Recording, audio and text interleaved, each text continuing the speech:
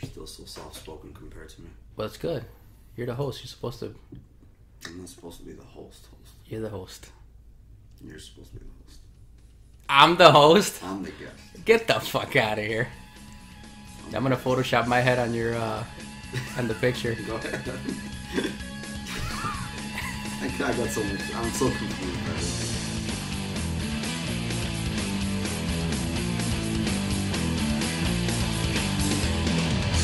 What's going on, people? This is Alex Thorn. Boo! Joined by my co-host.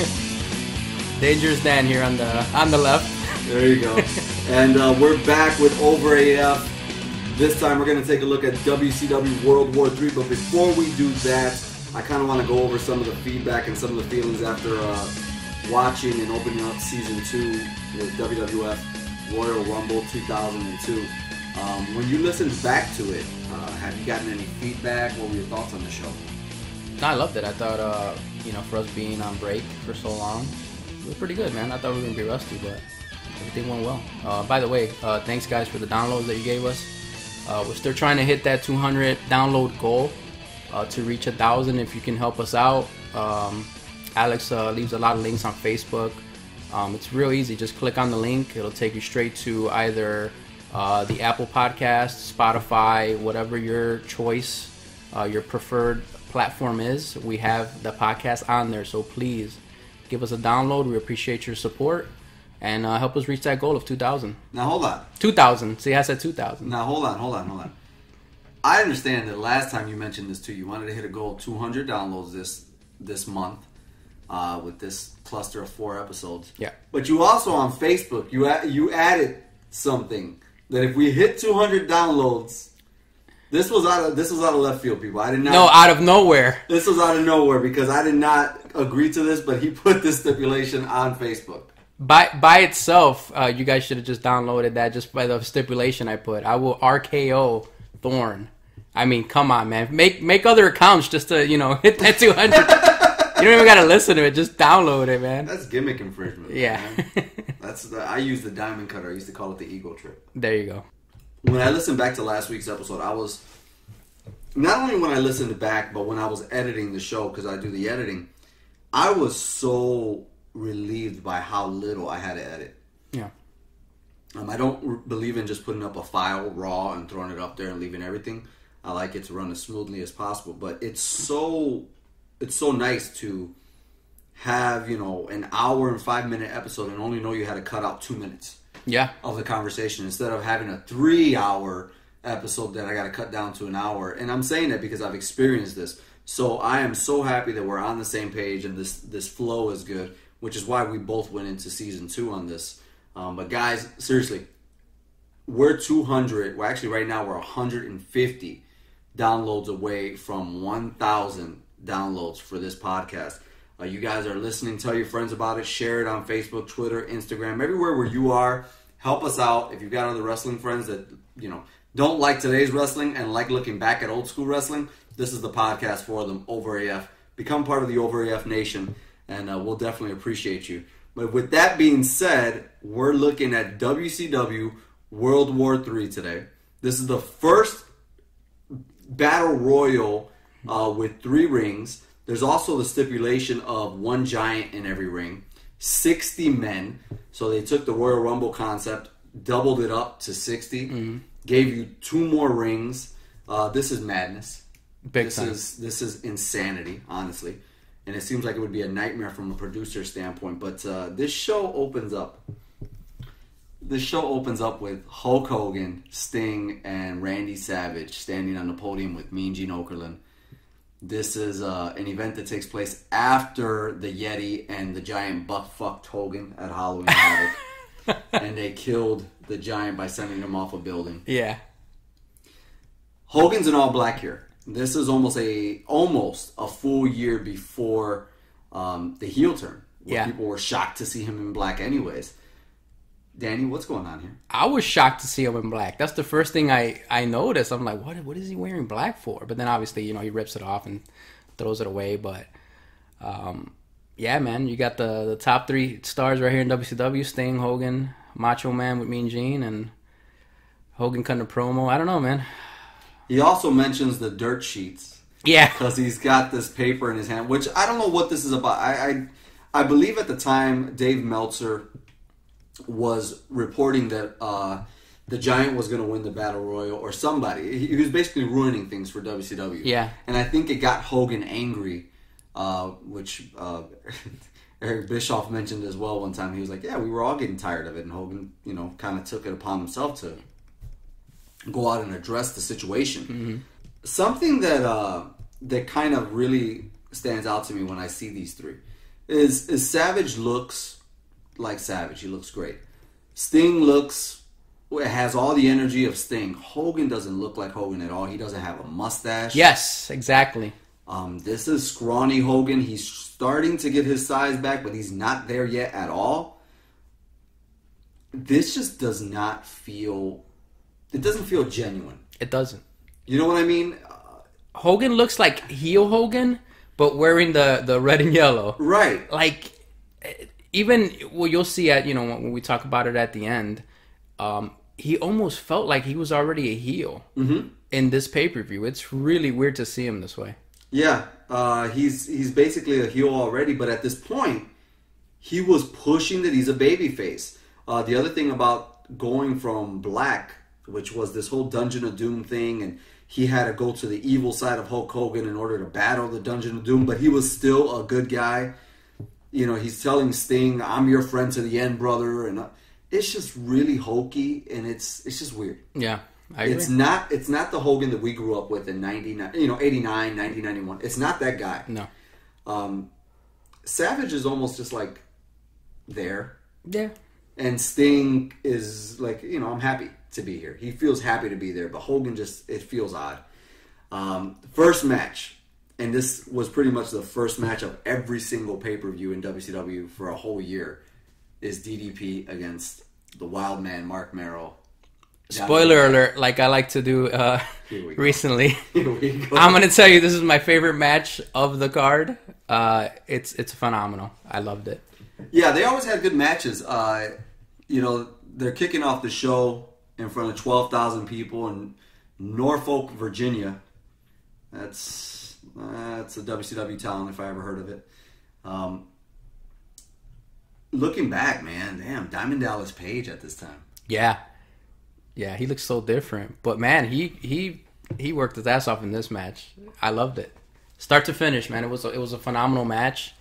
The selling in this match is phenomenal by DDP, by Johnny B. Bad. How did you feel about Johnny B. Bad? I love Johnny B. Bad. Yeah? I always did. I wasn't a fan of Wild Man Mark Merrill. Sure. Again, that character, once he gets to WWE in March of the following year for WrestleMania 12, the Wild Man Mark Merrill felt like a ripoff. It feels like Hogan. Right here. Feels like WCW Hulk Hogan. It wasn't what it was in WWF. Right. Wild Man Mark Merrill just did not feel like Johnny B. Bad or anything. It just felt like a ripoff of that.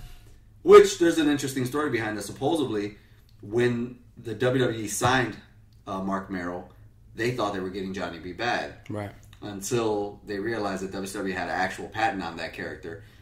And Vince was like, well, what do we call him then? Because he really wanted Johnny B. Bad. Right. And then it became Mark Merrill. Yeah. But, Johnny B. Bad was awesome. Yeah. The crowd loved him, yeah. And he got better every time. Yeah. With every event, he got better and better and better. And he was a pretty built guy. He had the look. Really, oh, absolutely. He had the look. He was a good character. I liked him. But yeah, once he became Mark Merrill over in WWE, just wasn't the same. He wasn't the same guy. Mm-hmm. But I mean, he had a good run in WCW. He was the television champion, so it's not like they didn't believe in the guy. So I think he realized that he had a ceiling in WCW. Yeah. He was always going to be. He was always going to be, opening up the card, possibly in the middle of the card, but never towards the tail end. And he realized that. But he was a Dusty Rhodes creation. And he was always over with the fans. Yeah. Whenever he was a babyface in WCW, they weren't like the assholes WWF fans at the time. Those guys, they shit all over him. Yeah. They were just like, oh, he's corny. WCW fans thought he was cool. They loved him. Yeah. Yeah. And I think DDP was the perfect opponent for him, you know? Yeah, in this case, I think Mark, even though he had just as maybe fewer years than DDP did in the business, he was leading. I think so too. I think Mark was leading the match. Yeah, but if you watch the match, DDP didn't miss any spots or anything, man. He did all his spots. You know what one of my favorite spots of DDP's is when he throws him to the ropes and his opponent's gonna do like a head scissor, and he grabs him and he kind of does like a spinning tombstone. I haven't seen DDP do that move in a long time. He did. He started doing it less and less because as he climbs up the ranks, right, he ended up wrestling people who weren't as mobile and couldn't do that. Way bigger. So when he was, wrestling guys like Raven's Flock, he would do it because those guys were smaller and so forth. But when he got up to the NWO level and started battling Macho Man, Kevin Nash, Scott Hall, Hulk Hogan, you can't do that stuff with them. Yeah. So you saw it less and less. But they put on a really good opening match. I dug it. Yeah, it was great. It was great. The crowd was hot for it. You got obviously Kimberly, the beautiful Kimberly. Yeah. Right up until her late, I want to say, mid-40s. She was fine. Yeah, man. Absolutely. She was just Nitro gorgeous, man. Oh, my God. When she was a Nitro Girl, she was so tight. Beautiful.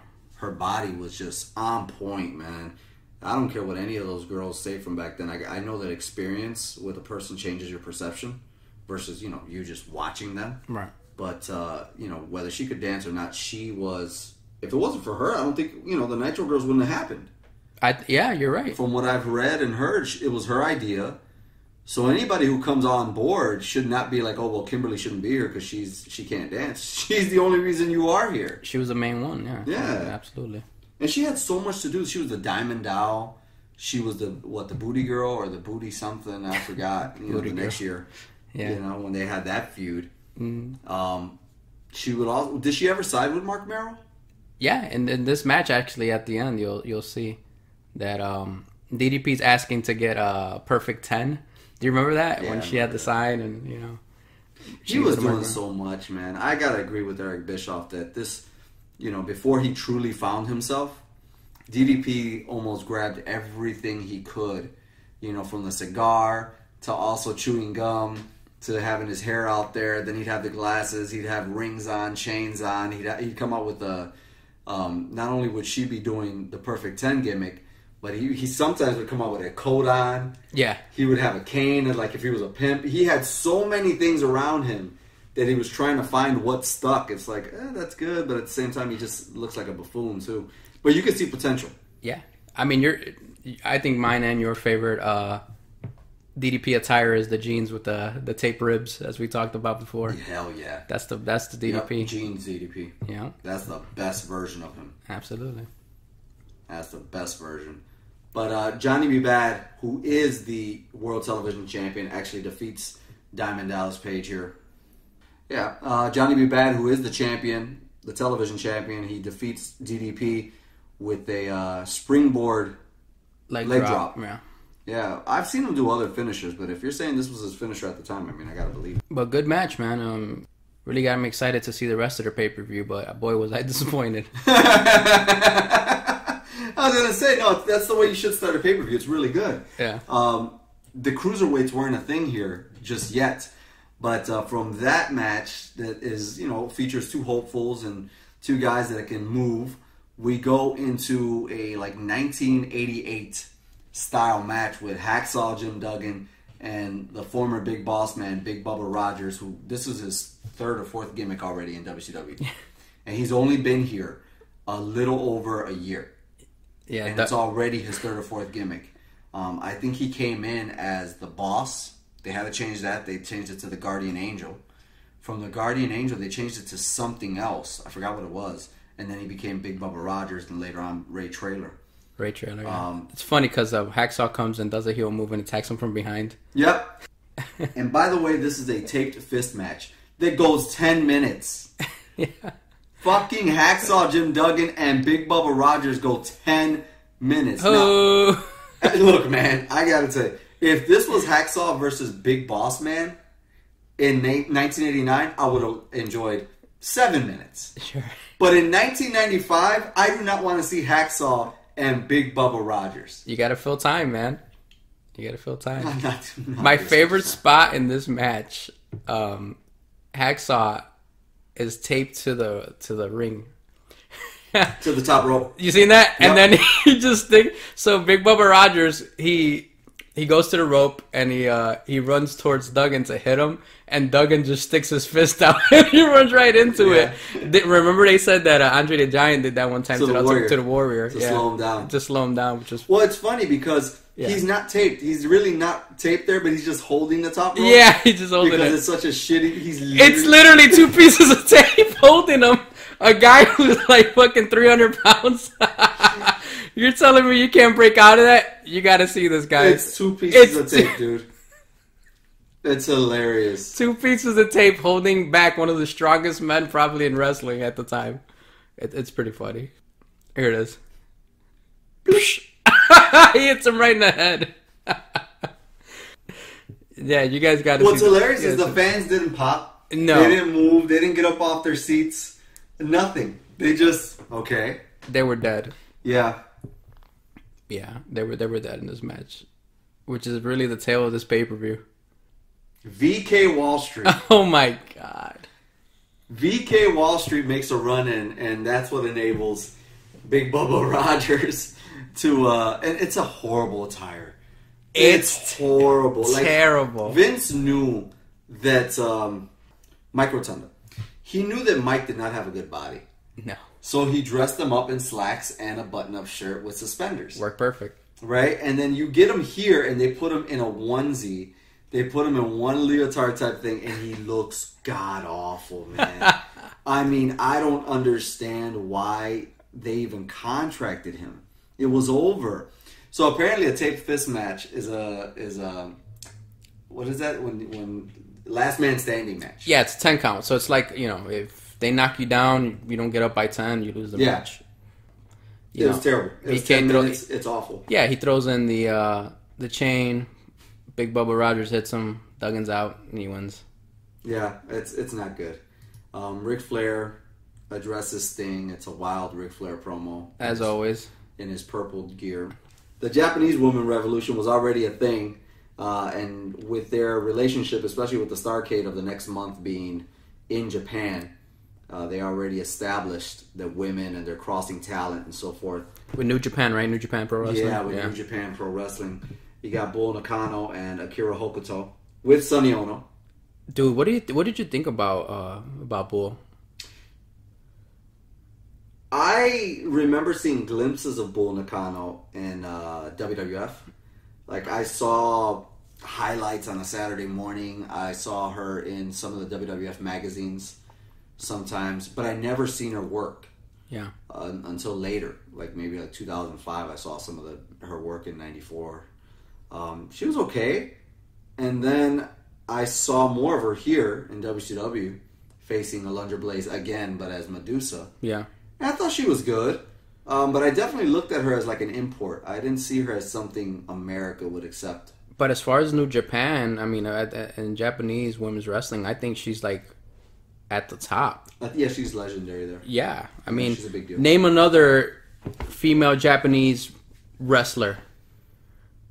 I don't know. Exactly. Like, you say her name, you'll know. Like, oh, I know her. She's, that's Bull Nakano. Like, I would say she's the most popular. Yeah, her shape reminds me of that Nia Jax. Nia, is that? Yeah, Nia Jax. Yeah, Nia Jax. I think it's Nia Jax. I thought it was Nia. Okay, but whatever. Her shape reminds me of Nia Jax, and I think she's injured, but I see a lot of potential in her too today. I do too. Yeah. By the way, they're facing Cutie Suzuki and Mayumi Ozaki. I don't know any of these people, but they're doing well. Okay, the one thing that I hated in this match is that these girls don't understand the concept of tagging.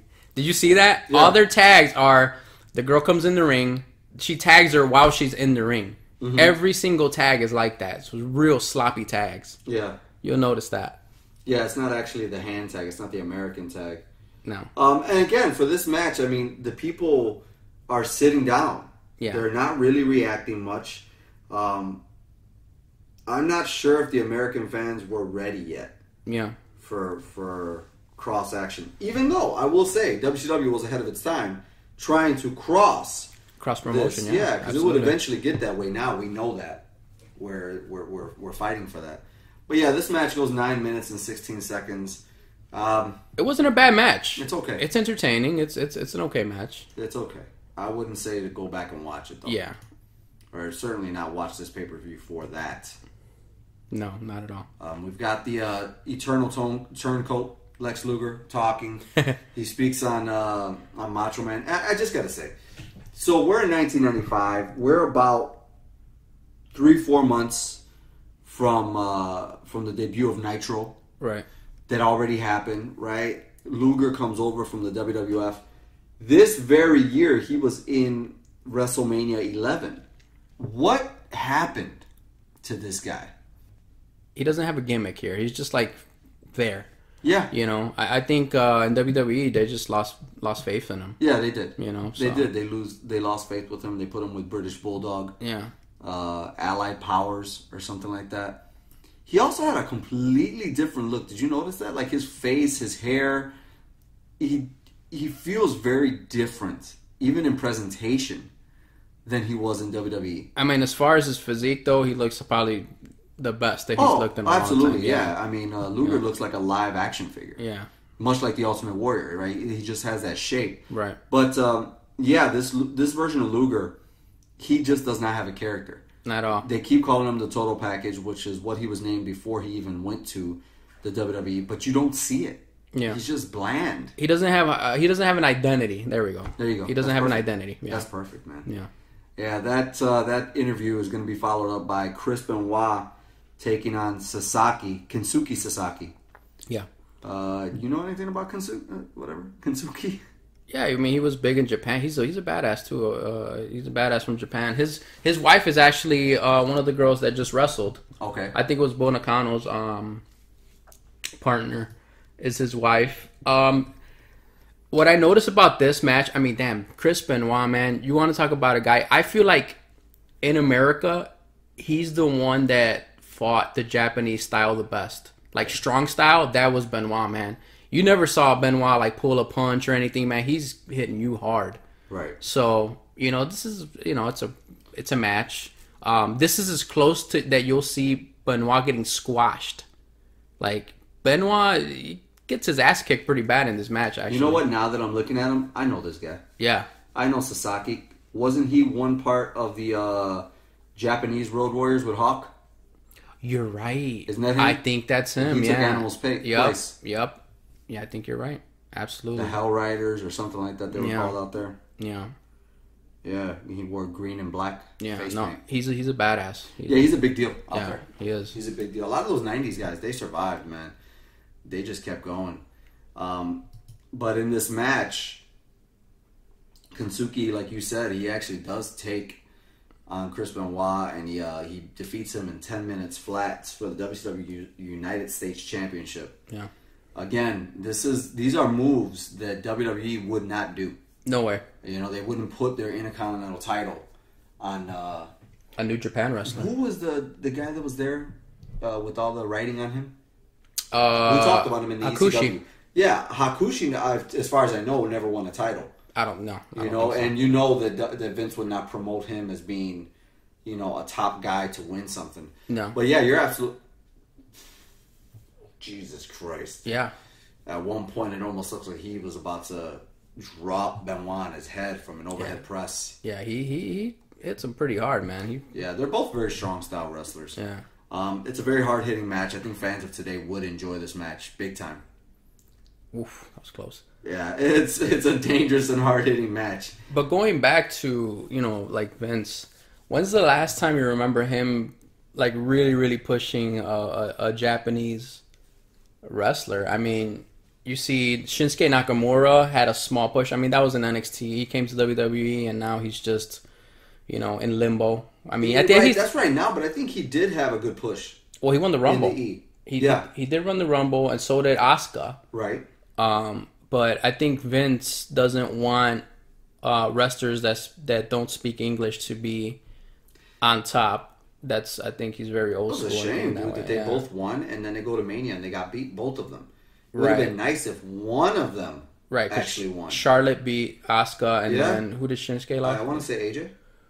Was it AJ? You might be right. Yeah, I want to say it was AJ. Yeah, but in a time now where you have, Japan's a big market, man. They're trying to come into the United States too, and run shows, and a lot of their shows have actually sold out. So you would think, like, man, you know what? Let's push some of their talent. Mm-hmm. Which they are now. I think Asuka's about to fight Becky Lynch for the title too. So you got to start realizing that, man. Get with the times. Speaking of Shinsuke, I like Shinsuke. Yeah. I don't care for his in-ring style. To me, he's an entrance and he's a character to look at, much like the Warrior. Like, before the bell rings, I like him. Once the bell rings, he's a little weird in his movements. But I love seeing him because I always think, man, Shinsuke would have been a great opponent for Hulk Hogan back in the day. He's too small. No, I think it would have been perfect. I disagree. I would have loved to have seen like Shinsuke, and then later on bring in the Great Muta, and then later on bring in somebody else. Oh, Muta! Now we're talking. Yeah, and then it would have been those characters, like we're bringing in more and more to take on Hogan. I thought that would have been great. Yeah. But yeah, that's kind of followed up by Randy Savage. He's gonna address Luger. Supposedly, the reports were that Macho Man had an arm injury. Yeah. Which he did. Mm-hmm. They went out of their way to make it look like he didn't to prove Dave Meltzer wrong. He really did have an arm injury, for real. Savage versus Luger. These guys had history in WWF. They were on the same side. They were on opposing side occasionally.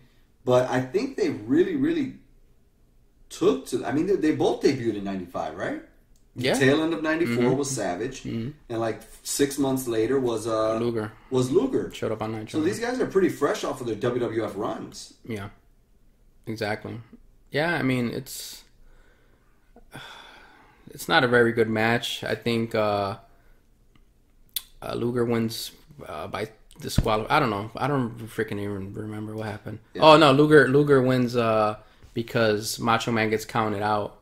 And then Sting comes in and tells him to stop using the hold or something. I don't remember. Right. I honestly don't remember. Again, it's a confusing... Yeah. It's a confusing time. And it's not a very engaging, we're all friends, happy-go-lucky. Yeah. We're not sure about Luger. Luger's on one side but not on the other side. It's so weird. And I remember that this was a time where Hogan is cool with Savage. Right.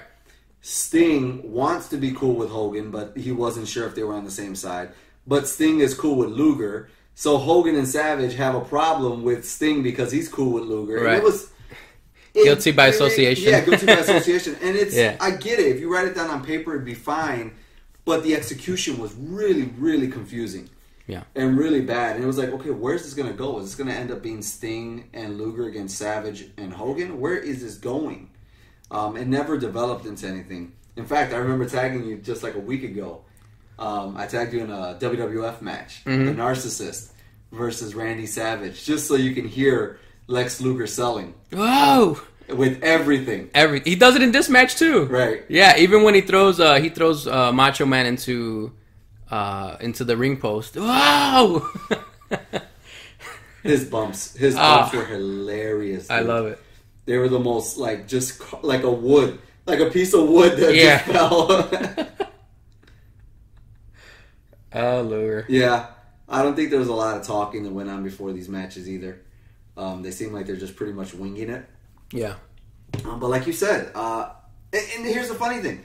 This match drags, and it's only 5 minutes long. It felt like 15 minutes. Yeah. It felt like 15 minutes. It's only 5 minutes, and it feels so fucking slow, like it's dragging. These two guys, not that they're past their primes at all. They just don't have chemistry. No. And I want to dare I say, they've had a lot of matches together. Yeah. Even later on, they main event, sold out in 1998, and they have a lot of interaction, but they never have that chemistry. No.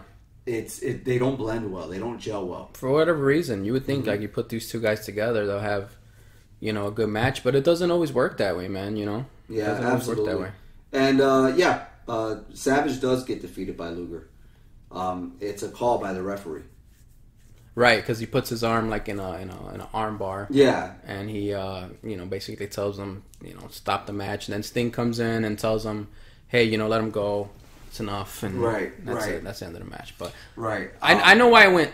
I know why I went only 5 minutes, just because you have the battle royal coming up. Mm-hmm. So obviously you can't have somebody in there for that's just they got to be fresh for the next match. So. Right.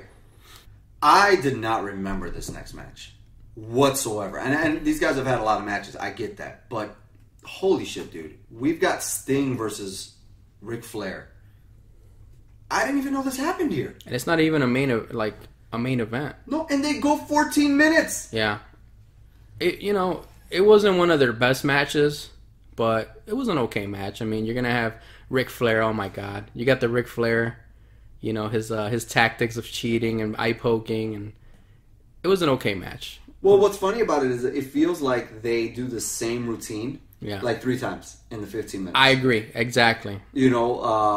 Same spots. It's the same spots. It's the overhead press. It's the jab to the eye. It's punches in the corner. It's chops in the corner. It's sending Flair into the corner and then flips doing over. the flip. No, not even that. He comes back and he does the back body drop on him. Yep. It's the same, and they do it over and over and over again. I get it. There's this thing that you expect from these two, but goddamn, dude, to go through the same sequence and move 3 times. That's a Ric Flair match, man. And this is my least favorite version of Ric Flair because he's got the fucking Karen haircut. Yep. Really, he looks terrible. Yeah, I never dug that. Ugh, awful.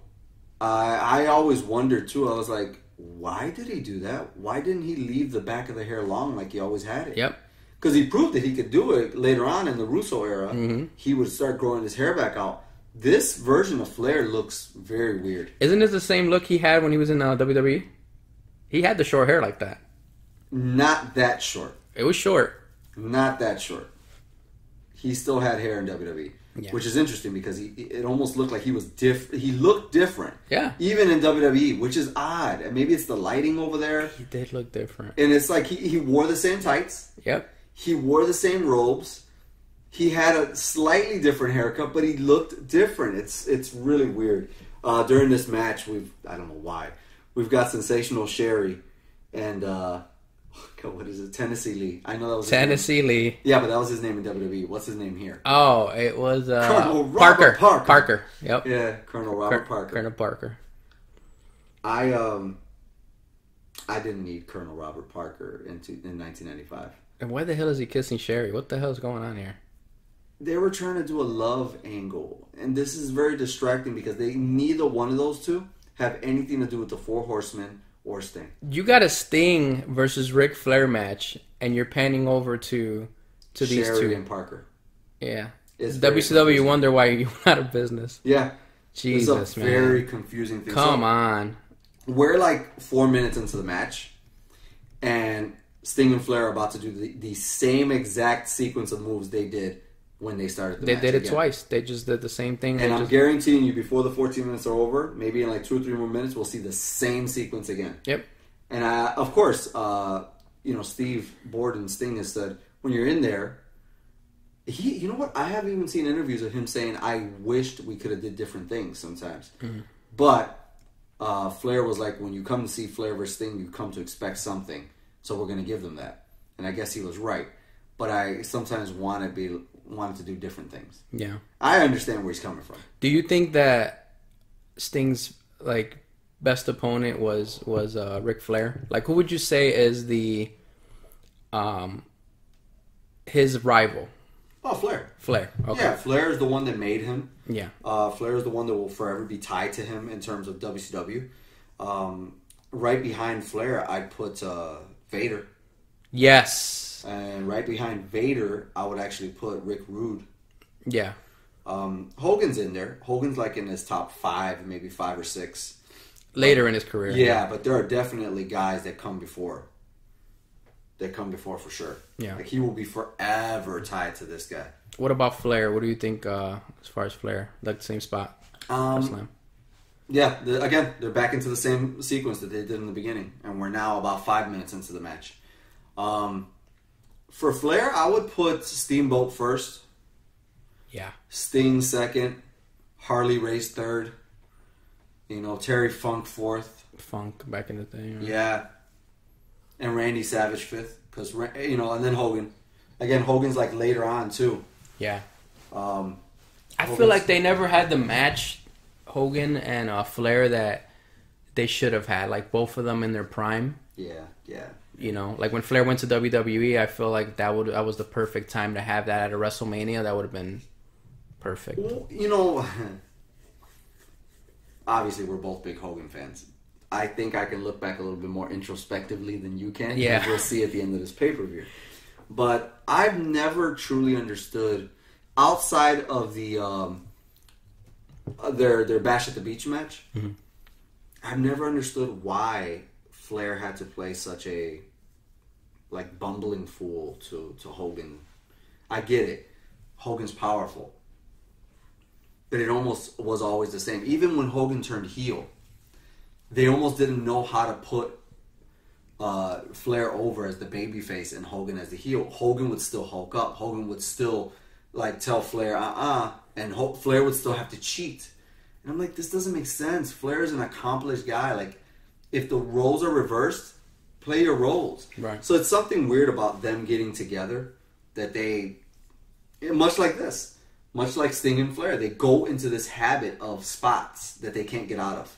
Yeah. And it's a version of Flair you never see with other people. Right.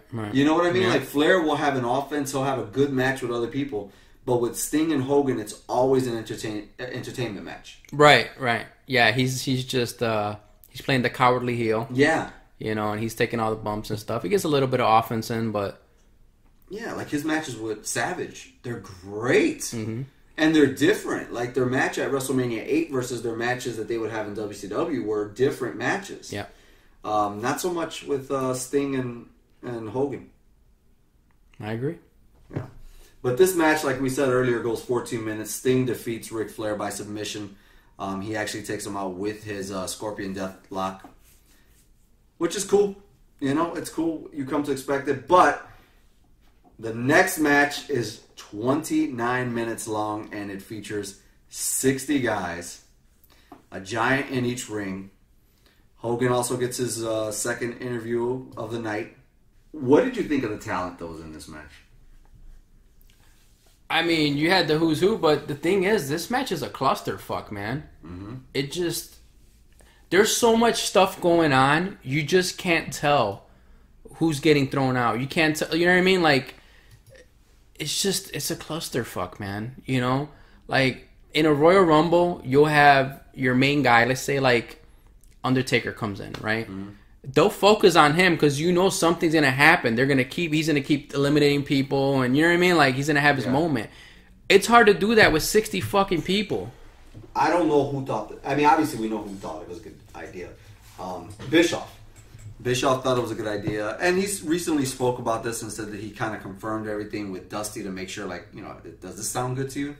And Dusty helped him mold it. Somebody somewhere back then should have said, yeah, no, this is not good. 3 rings. 3 fucking rings. I mean, it's cool to see 2, but 3, it feels like overkill. Yeah. The concept, I guess, in on paper is pretty cool. But once you see the actual match, you're like, what the hell is this? They don't highlight enough of, what's going on in the ring because you have 3 rings. It's chaos. It's a war. It's crazy. They essentially use every single person that already wrestled, plus more. There are a ton of guys that you have no idea about. Yeah. We're looking at the standouts. I mean, Sting just had a 15-minute match, has to come back out. You got Ric Flair. You've got Stevie Ray. Who the hell was that? That looked like Mike Awesome. It looked like Mike Awesome. Yeah. And I could have sworn I saw Paul Roma, too. Yeah, Pretty Paul Roma was there. Eddie Guerrero. Guerrero.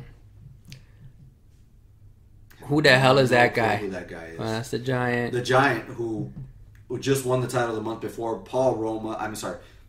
Paul Orndorff. Canyon. Who better than Canyon? Yeah.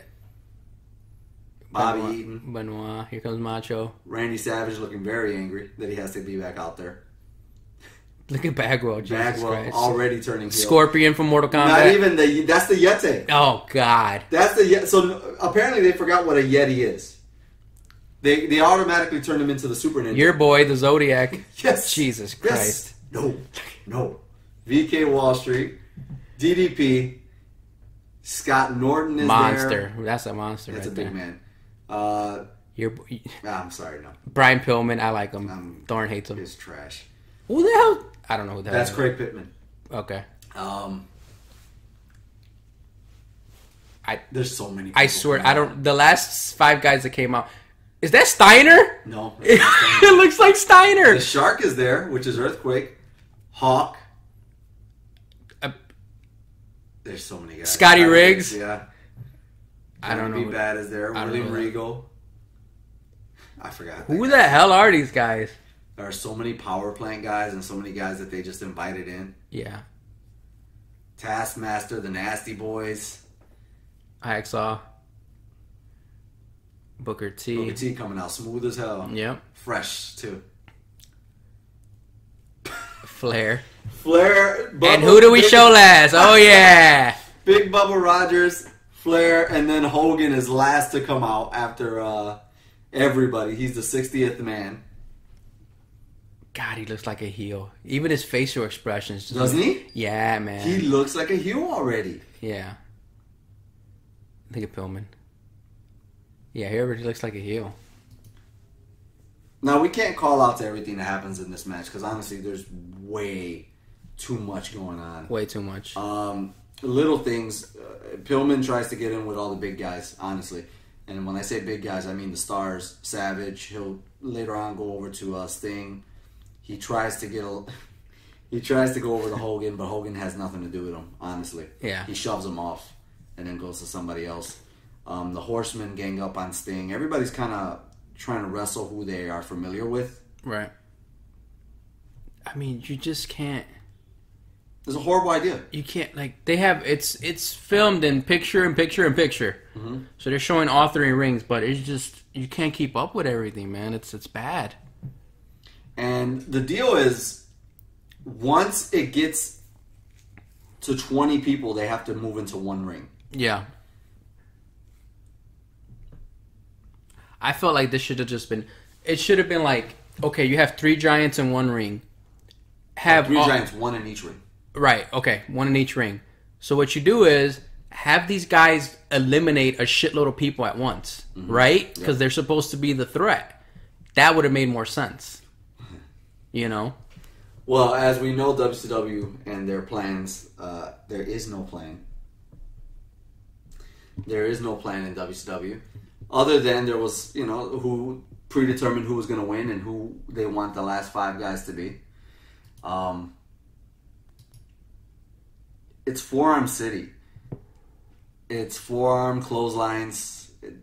There's no big spots. There's no excitement for you to have as you're watching it because much like the Royal Rumble, which was an ingenious idea to have somebody coming out every 2 minutes so you can cheer for it. It's like a new match every 2 minutes, which is what the original concept was. When you stick everybody out there at once, you've got nothing to be excited for. Yeah. For a long time. Until it gets down to those 20 guys. I mean, if you're a fan in the arena, you don't know what the hell's going on. No, because honestly, you don't have a reason to get up and be excited for anything because it's such a cluster. Again, we're seeing every scene that we've skipped through to move forward. The fans are constantly sitting down. Look at the wrestlers. Most of them are just standing around. Yeah. Because you can't do nothing. Right. You can't do a body slam or anything. You freaking hurt somebody.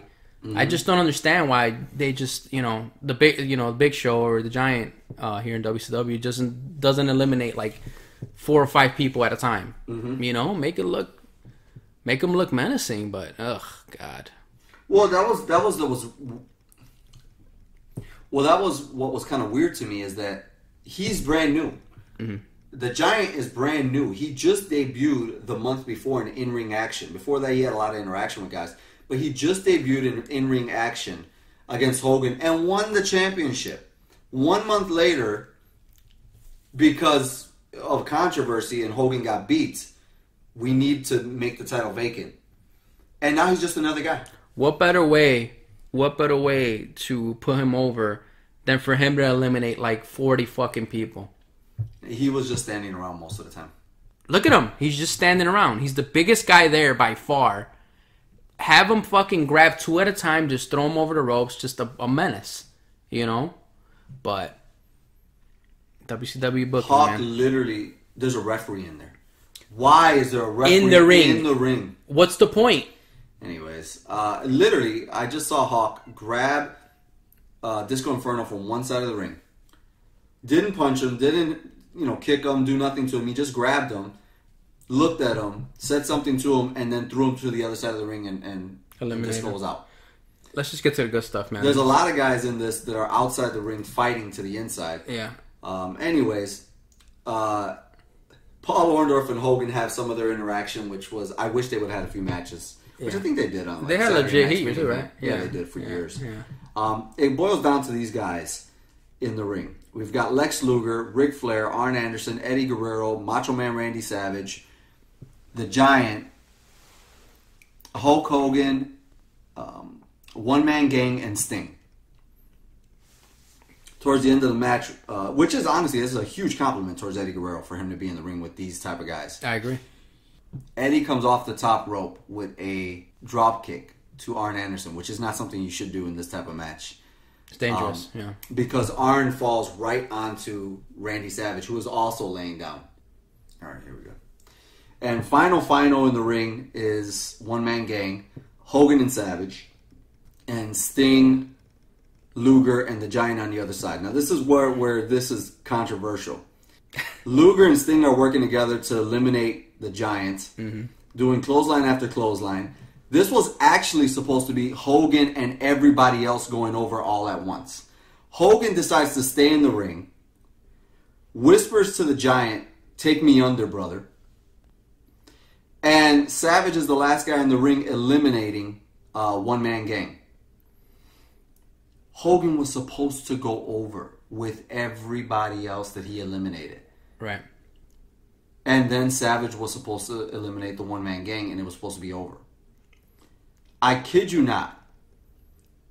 Even Eric Bischoff, when he saw this, he said, "I don't remember this, but yeah, I'll even admit it. Hogan's going a little bit overboard here. It wasn't the right call." But it looks like it's planned. It looks like it's planned. From everything that's going on here, it looks like it's planned. Savage looks confused. Yeah. At the end of this, Savage legitimately looks like, what the hell? Yeah. Why are you here? Okay, so here's my heel turn. All right. So before this, remember I had an opinion, right? But man, after, like Hogan says, reviewing the tape, I gotta admit, man, I think I agree with you. Now that I see it, and I say, damn, through it all, even when he won, the camera was on Hogan. You don't know that Savage won. Mm-hmm. You didn't see. Did you see when he eliminated One Man Gang? No. I didn't see that because they were on Hogan. It was very anticlimactic. Yes. So in the Rumble, obviously you see the last guy get eliminated. Oh yeah, this guy's the champion. But also, what I noticed too is Hogan's trying to play to the crowd and they're booing him. Yep. Well, let's take a listen to it.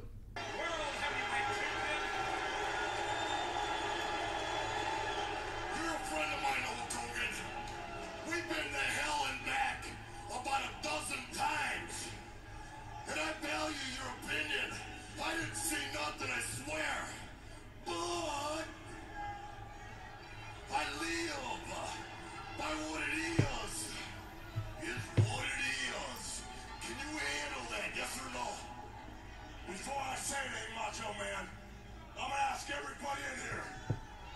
Did I go under the bottom or not? It's like there's a lot of people booing. Mm-hmm. Now what are you gonna say, Macho Man? I can't get involved in this, Randy Savage. You should be basking right now in your victory here tonight. Bottom line, this is my dream. I told you that when I came into the WCW. Now, if there's a dark cloud over that, That's not cool. That's not what I'm all about. Well, let me tell you something, brother. There's a dark cloud over that because you didn't go over the top rope. This is a heel promo. I didn't go over the top rope. That's a heel Hogan promo right there. Is it not? Yeah. It is. I gotta see the film. You want to see the videotape? I gotta see the film. Try tomorrow night on Monday Nitro. Okay, brother, tomorrow night, on Monday Nitro, brother, I'll do everything in my power with all these maniacs behind me. What it is what it is, brother. And tomorrow night, I'll show you that film, brother. I just thank God that Hulk Hogan, Macho Man, and our friend Sting are on the same team. For now, brother, congratulations. But you have to watch the film. And after that, brother, we're gonna talk turkey, dude.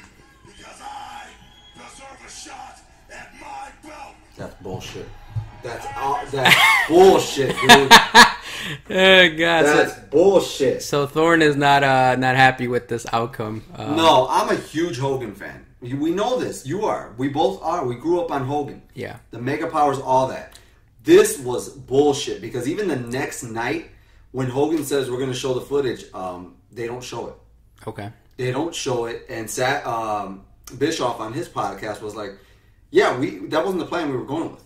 Mm-hmm. That wasn't the storylines. Like, next month we were holding Starrcade outside of the United States. Hogan was not going to be a part of that. We were going forward with Savage versus Flair. Hogan was going to film a movie. And he was like, yeah, that wasn't part of the plan at all. He went into business for himself. He went into business for himself. And, dude, come on, even Savage tells him, you know what I came in here for. And if there's a dark cloud over that, it's not cool. Yeah. Because he's like, this is my moment. Unfortunately, Savage only became champion here and initially at WrestleMania 4 because Hogan was leaving to film a movie. I feel like every single one of Savage's like title runs, Hogan had to be involved. Yeah. You know, so I get it now. I mean, I'm a huge Hogan fan, and for a while, I was like, nah, you know, it was the right call, and, you know, I was giving Thorn shit about it, but I saw it again, and I kind of like, I wanted to watch it with an open mind. I put my fandom of Hulk Hogan to the side, and I said, okay, let me look at this from a human level. You know, like, how would I feel if I was Macho Man? And I understood. I was like, okay, I get it now. I get it. You know, and he didn't. He didn't have his moment. This was all about Hulk Hogan. And if it was a heel, it makes sense. Exactly. For Hogan to protest. But it's his own friend that it's so bad. I agree. This was, like I said, if Hogan would have turned heel there or on Monday night, I think it would have been worth it. Because it would have been something like, you know, you would have had a program with Macho Man as Hogan as the heel. And then have Macho Man obviously, you know, go over to put him over as your friend, as... You know, but man, no, he went into business for himself. Yeah, so it was rough. So, at the end of the day, who would you say is the most over AF in this show? Hogan. Hogan is over? Yes. With me. With me, brother. I was going to say, Hogan is not over. Hogan is over with me. From the get-go, he is being booed out of the building. I would actually say Sting is the most over wrestler here. I could see that. Followed up by Randy Savage. Even if there was a heel that stood out quite a bit, I would say they were over. But honestly, it's deafening how much the fans love Sting. Yeah. There's no controversy there. There's no, you know, WCW people feeling like he came from another company as they do with Savage. That there's like the slightest tinge of boos come with Savage. Huge boos come with Hogan. In fact, there's more boos for Hogan than there are for Ric Flair, and Flair is a heel. Yeah. So I would say, in my opinion, Sting is... Believe it or not, you know, my real pick, I would say, is Johnny B. Bad. I think at the first match, really, you know, it started the pay-per-view off on a good foot. So I think Johnny B. Bad, to me, was the guy that was over. Randy Savage, while he did win the Rumble, he didn't really have a big impact in the match itself. Right? How many people did he eliminate? He was nothing until the end, and even then, that was taken from him. So, if this played out in the WWE, you would feel it. You would everything. Yep. But this was as much of a cluster as the match was. The ending was as well. Yeah, I mean, because you want to have a guy win the Rumble that like made a big impact. You know, let's say like a guy that comes in number 1, like Shawn Michaels did, and he won the Rumble. Like that meant something. You saw him the whole match. The whole match was tailored. You know, was focused on him. If you're gonna want to have Randy Savage win, you want to have the camera on him. You want to make him the focus of the match. It was impossible to do this with 3 rings. Yep. You know, it was like you fast forward to the end and you see what happens, and it's still Hogan that's on the camera. I could imagine the meeting before this being, you know, you lose to Luger. We're gonna have sympathy because of your arm, but then you make it back and you defeat 60 men, Right. 59 other men or whatever in 3 rings. Like you're the one who comes out on top. Like I understand Savage being like, yeah, I dig it, brother. Yep, everything. But when you see it play out, you're like, this was terrible. Yeah. You know, it's just not good. So, in terms, for me, I would not watch anything on this pay-per-view ever again. If it wasn't for this podcast, I would not want to watch this pay-per-view at all. And then, as big of a Hogan fan as I am, it was just BS that he did that. 2 things I would watch: the Johnny B. Bad and Diamond Dallas Page match, and the absolute ending of World War III, just so you can see the controversy and what we're talking about. Prize one on. All right, for this pay-per-view, we're done with this. We're gonna roll into episode 3 of season 2. We're not gonna announce what it is just yet. You've got to subscribe and share the podcast in order to find out what we're bringing to you next week. But all I could say is it's gonna be good. And it's gonna be much better. Way better than this pay-per-view. This pay-per-view gets the Bret Hart 4 out of 10, man. Absolutely. Danny, thank you so much. It is Rumble season, and I'm ready to rumble down. Oh, yeah. Next week.